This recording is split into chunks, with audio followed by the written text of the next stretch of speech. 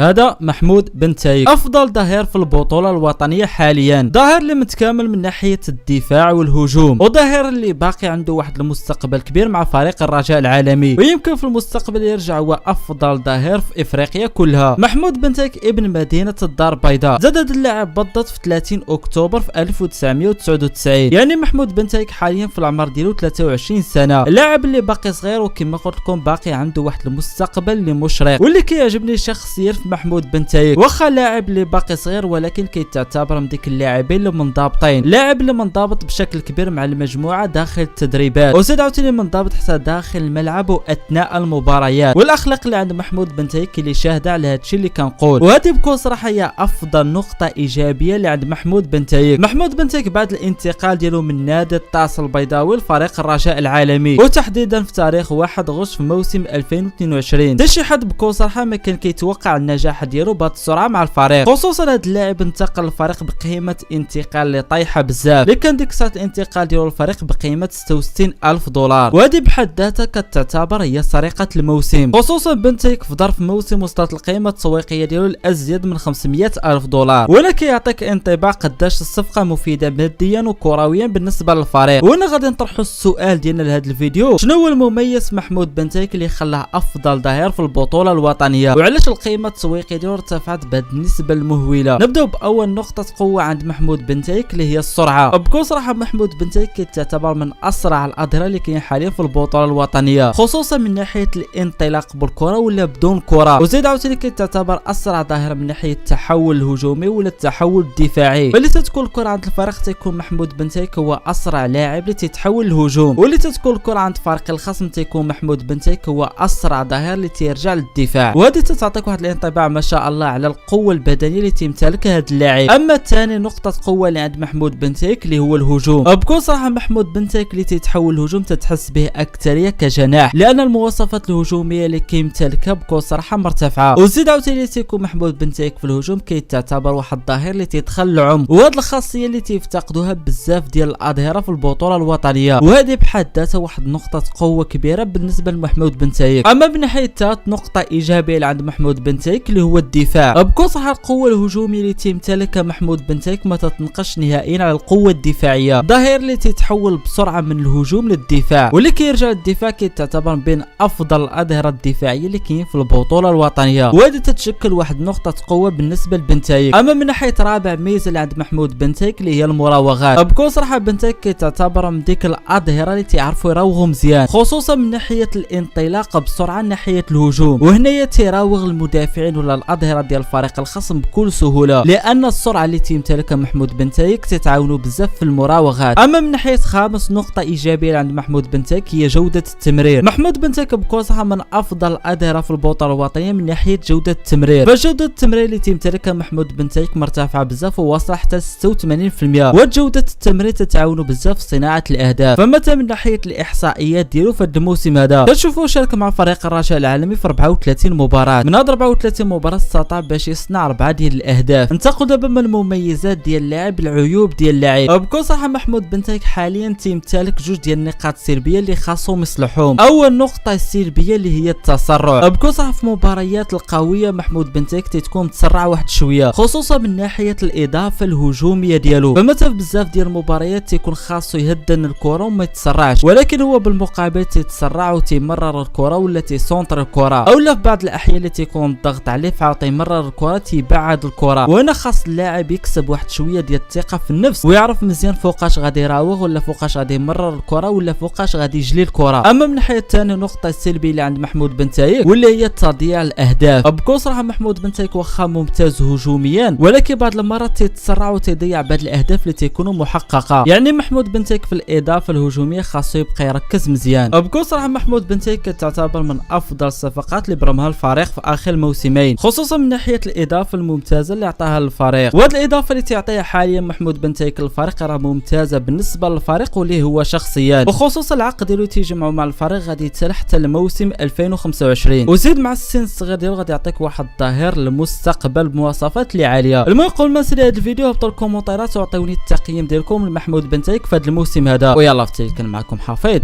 وتهلا.